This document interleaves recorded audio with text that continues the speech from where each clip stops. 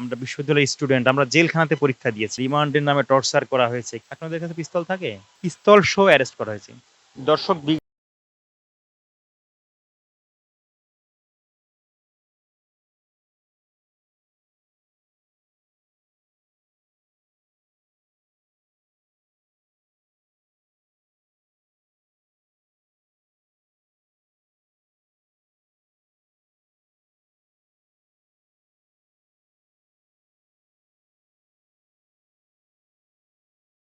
আমার পাশে যে লোকটি দাঁড়ানো তিনি মূলত রাজু আহমেদ, বাংলাদেশ জাতীয়তাবাদী ছাত্র দলের জয়েন্ট সেক্রেটারি। তিনি একটানা 6 মাস 27 দিন কারাভোগ করেছেন এবং সেই সময়গুলোতে আসলে তার সাথে কি ঘটেছিল সেই বিষয়টা আমি আজকে জানার চেষ্টা করব। বাংলাদেশ যে এখন যে গণতান্ত্রিক পরিবেশ ফিরে এসেছে বিগত 17 বছর, আমাদের উপর যে স্টিম রোলার চালানো হয়েছিল, আমাদের ভিন্ন মতের যারা নেতাকর্মী ছিলেন বা ভিন্ন দলের যারা নেতাকর্মী ছিলেন, প্রত্যেকের উপরেই এই স্বৈরাচারী সরকারের যাতাকলে সবাই পিষ্ট হয়েছে। কিন্তু অত্যাচারের স্টিম রোলার কিন্তু চালানো হয়েছে বিএনপির এবং বিএনপি সহ আর যারা ভিন্ন মত পোষণ করেছে, ভিন্ন কথা বলেছে, গণতন্ত্রের পক্ষে কথা বলেছে, এই স্বৈরাচারী সরকার তাদের কিন্তু সকলের সাথেই কিন্তু এরকম বিরূপ আচরণ করেছিল এবং শারীরিকভাবে হামলা দিয়ে মামলা করে জেল জুলুম সকল কিছু এমন কোনো ঘটনা তারা করায়নি যাতে বিরোধী দলকে দমন করার জন্য তারা অসংখ্য ন্যাক্কারজনক ঘৃণ্য কাজ করেছে। যেমন আমাদের ছাত্র দলের সাবেক সেক্রেটারি ইলিয়াস আলীকে গুম করা হয়েছে, জেলখানায় মেরে ফেলা হয়েছে আমাদের ছাত্র দলের সাবেক প্রেসিডেন্ট আলহাজ নাসিরুদ্দিন আহমেদ পিন্টু ভাইকে। এখন বিএনপির স্থায়ী কমিটির যিনি স্ট্যান্ডিং কমিটির মেম্বার আছেন সালাউদ্দিন আহমেদকে ভারতে ফেলে দেওয়া হয়েছে হত্যা করার উদ্দেশ্যে। এমন অসংখ্য, এটা তো শুধুমাত্র বড় বড় যারা নেতাকর্মী এদের কথা বললাম, এরকম বাংলাদেশে অঙ্গ এবং সহযোগী সংগঠনের হাজার হাজার নেতাকর্মীকে গুম করা হয়েছে, খুন করা হয়েছে, টর্চার স্কেলে দেয় রিমান্ডের নামে তাদেরকে জেলখানায় হত্যা করা হয়েছে এবং অসংখ্য ইতিহাস আমরা বলতে পারবো যেগুলো বলে শেষ করা যাবে না।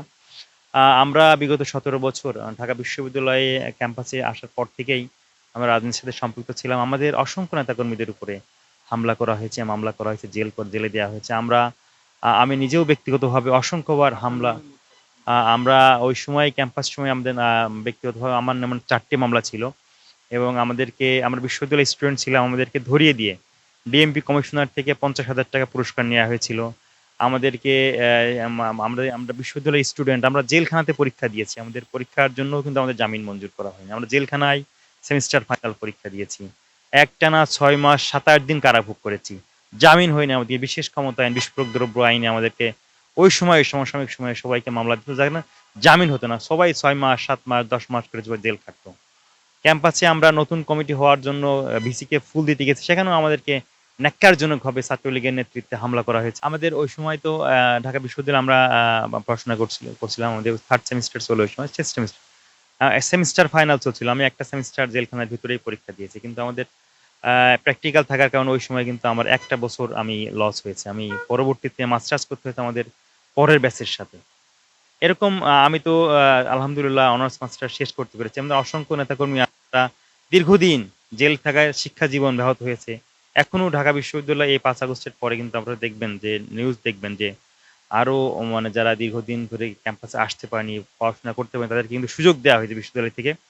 যারা অনেক সিনিয়র বটে, তারা 7-8 সেশন, 9-10 সেশন, 10-11-11 এরকম অনেক 10-15 বছর আগে কিন্তু তাদেরকে বিশ্ববিদ্যালয়ে বিশেষ আইনে তাদেরকে সুবিধা দিচ্ছে, তাদের অনার্স মাস্টার যেমন শিক্ষা জীবন তাদের শেষ করতে পারে। এখন ওই সময়টা ছিল খুবই মানে ক্রুশিয়াল মোমেন্ট যেটাকে বলা হয়, গুরুত্বপূর্ণ সময়। আন্দোলন সংগ্রাম চলতে পুলিশ প্রশাসন আমাদেরকে তো শারীরিকভাবে এবং আমাদেরকে শিক্ষা জীবন ব্যাহত করা হয়েছে, শারীরিকভাবে হেনস্থা করা হয়েছে, রিমান্ডের নামে টর্চার করা হয়েছে। কিন্তু পরিবারের উপরেও আমাদেরকে একটা থানায় থেকে লোক পাঠিয়ে পরিবারের লোকজনের সাথে অকথ্য ভাষায় গালিগালাজ করা, বাড়ি থেকে জোরপূর্বক টাকা নিয়ে আসা, এরকম ঘটনাগুলো আমাদের পরিবারের সাথে, কিন্তু আমার পরিবার না, আমাদের প্রত্যেকটি নেতাকর্মী যারা জেলে গেছে তাদেরকে পরিবারের কাছ থেকে এরকম হেনস্থার শিকার হতে হয়েছে।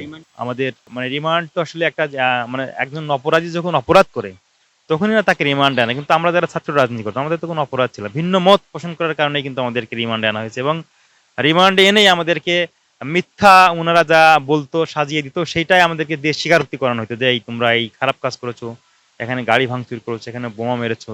এইসব মামলায় আমাদেরকে প্রত্যেকটি ছাত্র নেতা কর্মীদেরকে আটক করা হতো এবং 5 তারিখের আগে আপনি দেখবেন যে আমাদেরকে আর কয়েকটি ছাত্রনেতার নাম আমি বলতে পারবো। এদেরকে পিস্তল সহ অ্যারেস্ট করা হয়েছে। ছাত্রদের কাছে পিস্তল থাকে? এই ৫ তারিখের পর আগেও দেখবেন যে আমাদের ঢাকা বিশ্ববিদ্যালয়ের নেতাকর্মী, জগন্নাথ বিশ্ববিদ্যালয় আমাদের একজন ছাত্রনেতা আছে, এরকম ৫-৬ জনকে অস্ত্র দিয়ে গ্রেপ্তার করেছে, সাজানো নাটক করেছে। তো আমরা মনে করি যে এই যে দীর্ঘদিন ধরে একটা ফ্যাসিবাদের কায়েম হয়েছিল বাংলাদেশে, কিন্তু ৫ তারিখের আগে ৫ তারিখে আমরা সেই ফ্যাসিবাদ কবল থেকে আমরা মুক্ত হয়েছি। ভিন্ন মত পোষণ করার কারণে বাংলাদেশের অসংখ্য নাগরিক যারা শুধুমাত্র সত্যকে সত্য বলার কারণে, মিথ্যাকে মিথ্যা বলার কারণে, গণতান্ত্রিক অধিকারটাকে ফিরিয়ে নিয়ে আসার জন্য সত্য কথা বলার কারণে তাদেরকে মামলা খেতে হয়েছে, হামলার শিকার হতে হয়েছে এবং জেলে যেতে হয়েছে এবং শিক্ষা জীবন ব্যাহত হয়েছে। আরো অসংখ্য পারিবারিক এবং সামাজিকভাবে হেনস্থার শিকার হতে হয়েছে।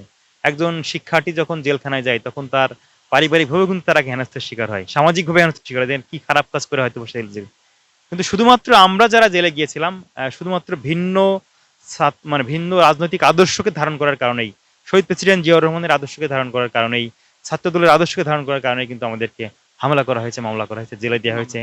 আমাদেরকে ওই সময়টাই মামলা হয়েছিল বিশেষ ক্ষমতা আইন, বিস্ফোরক দ্রব্য আইন, যে এই মামলা গাড়ি ভাঙচুরের মামলা, হামলার মামলা, এগুলো দেয়া হতো আর কি, যেগুলো যেগুলো মামলা জামিন হতো না। এবং আদালতে বলাই ছিল যে এই মামলার জন্য ৩ মাসের আগে কাউকে জামিন আমি হতে দেখিনি। ১ বছরের অধিক অনেক সময় জেল খেতে, আমি জেল ছিলাম তখন আমাদের ১২ মাস জেল খেটেছে, রিজভী আহমেদ ১০ মাস জেল খেটেছে, আমি ৬ মাস ৭-৮ দিন ছিলাম। এরকম সবাই জেল খেটেছে। আমাদের ঢাকা বিশ্ববিদ্যালয়ের প্রেসিডেন্ট তখন আমাদের অ্যারেস্ট ছিল। সবাই এরকম জেলে দীর্ঘ দুর্বিষহ জীবনযাপন করেছে। আমরা আমরা ছাত্র রাজনীতি ৫ তারিখের পরে আমরা যারা ছাত্র রাজনীতি করছি বা আমরা যারা ফ্যাসিবাদের কবল থেকে বাংলাদেশ মুক্ত হয়েছে, এই বাংলাদেশে, এই ফ্যাসিবাদ মুক্ত বাংলাদেশে আমরা চাই যে ফ্যাসিবাদের যারা ফ্যাসিবাদী আমলে যে কার্যক্রমগুলো ছাত্র দল মানে ছাত্র রাজনীতির সাথে যারা ছিল, মানে ফ্যাসিবাদের আমলে ছাত্র রাজনীতি যারা করেছে তারা তো একটা ত্রাসের রাজত্ব কায়েম করেছে, একটা টেন্ডারের রাজত্ব কায়েম করেছে, চাঁদাবাজির রাজত্ব কায়েম করেছে। আমরা চাই না যে ৫ আগস্টের পরবর্তী সময়ে কোনো ছাত্র সংগঠনই সেই ঘৃণ কাজগুলোর সাথে সম্পৃক্ত না হোক। একটা সুষ্ঠু ধারার রাজনীতি, গণতান্ত্রিক চর্চার যে রাজনীতি, প্রত্যেকটি ক্যাম্পাসে রাজনীতির উন্মুক্ত পরিবেশ থাকবে এবং প্রত্যেকেই যাতে তার মত প্রকাশ করতে পারে এবং প্রত্যেকেই যাতে ভালো কাজের মাধ্যমে শিক্ষার্থীদের মন জয় করে আগামীর বাংলাদেশ বিনির্মাণ করতে পারবে, সেই প্রত্যাশা আমরা রাখি।